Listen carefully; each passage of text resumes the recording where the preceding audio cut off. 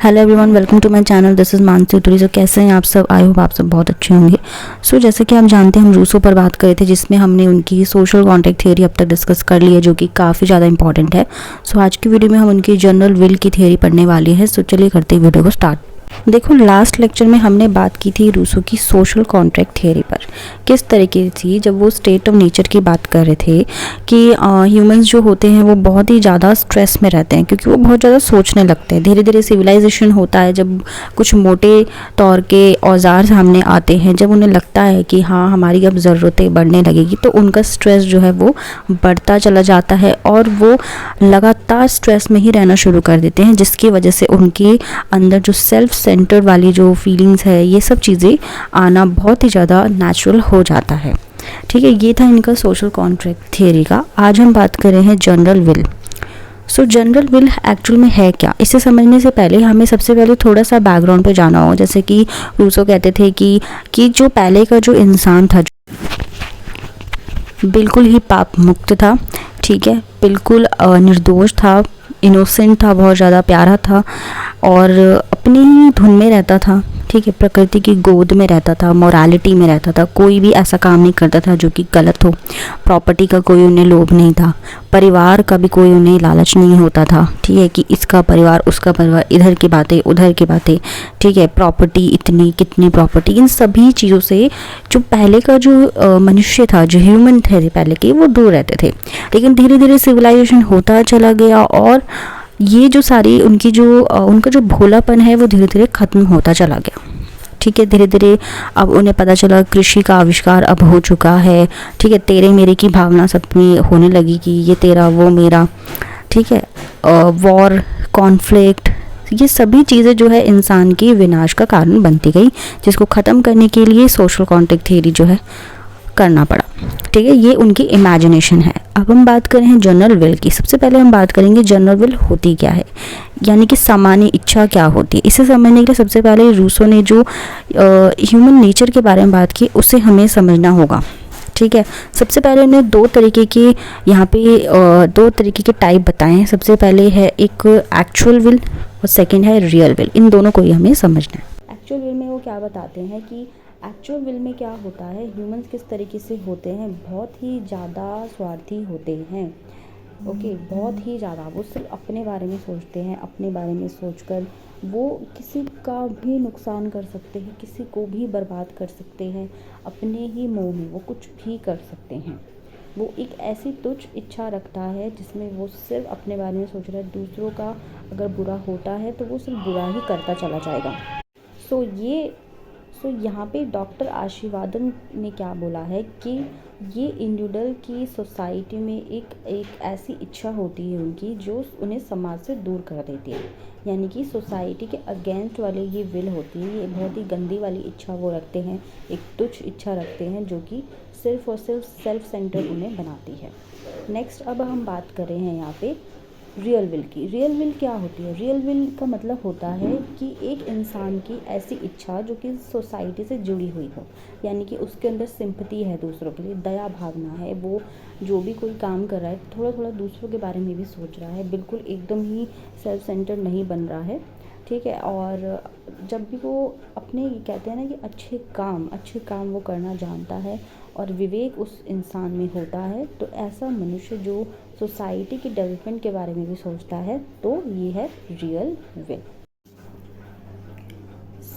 General will, देखो society के अलग अलग इंडिविजुअल्स की रियल विल का सरयोग जो होता है वही जनरल विल होता है। यानी कि जब हम रियल विल की बात करें, यानी कि जब कोई भी ह्यूमन जो है वो दूसरों के बारे में भी सोचते हैं, एक इमोशंस रखते हैं, दूसरों की भावनाओं का ख्याल रखते हैं, उन्हीं सब का सरयोग की यहाँ पे बात हो रही है, सम टोटल की बात हो रही है।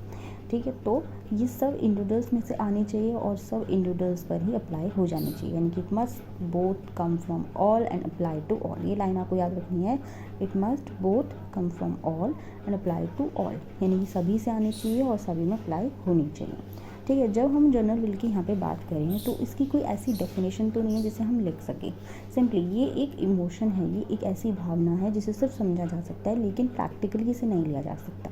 किसी भी इच्छा को जनरल विल होने के लिए ये सबसे ज़्यादा ज़रूरी होता है कि वो जनरल इंडिविजुअल्स की इच्छा हो। ठीक है, सो जब हम यहाँ पे जनरल विल की बात करें, ठीक है, जनरल विल को किन 3 नज़रों से यहाँ पे देखा जा रहा है। सबसे पहले तो उद्गम की दृष्टि से, यानी कि ऑरिजिन की दृष्टि से, तो इसमें सभी सिटीजन्स की सहमति होनी चाहिए। सेकंड, जब हम बात करें रीजन की, ठीक है, रीजन में क्या बोल रहे हैं कि स्टेट की सभी जो जनता होती है उनसे जुड़ी हुई होनी चाहिए। तीसरा, यहाँ पे बात हो रही है ऑब्जेक्टिव की नज़रों से, ये सोसाइटी के इंटरेस्ट के हिसाब से ही चीज़ें होनी चाहिए। ओके, अब हम कुछ कैरेक्टरिस्टिक्स पे बात करते हैं। सबसे पहला है इंटीग्रिटी। इंटीग्रिटी के जब हम बात करें तो यहाँ पे जनरल विल एक ऐसी इकाई होती है जो जुड़ी हुई होती है, उसके कोई भी ब्लॉक नहीं हो सकते। तो ये अखंड है, ठीक है, यानी कि क्योंकि जनरल होने के कारण ये कई अंशों में डिवाइड नहीं की जा सकती है और ये राज्य को, यानी कि स्टेट को यूनिटी में पिरो देती है, यानी कि स्टेट को यूनिटी में रखने का काम करती है, ठीक है। सेकंड, यहाँ पे बात हो रही है सॉवरेनिटी। इसमें जब सबसे इंपॉर्टेंट क्या है, सॉवरेनिटी भी है। सॉवरेनिटी के बिना कोई चीज़ हो ही नहीं सकती। ओके, नेक्स्ट है इनफैलिएबल, यानी कि सामान्य इच्छा अचूक होती है, क्योंकि ये सभी इंडिविजुअल्स की आदर्श इच्छा, यानी कि रियल विल का ही एक कलेक्टिव रूप होता है, इसलिए ये क्या है, सही है और बहुत ही सभी के लिए सही मानी जा सकती है।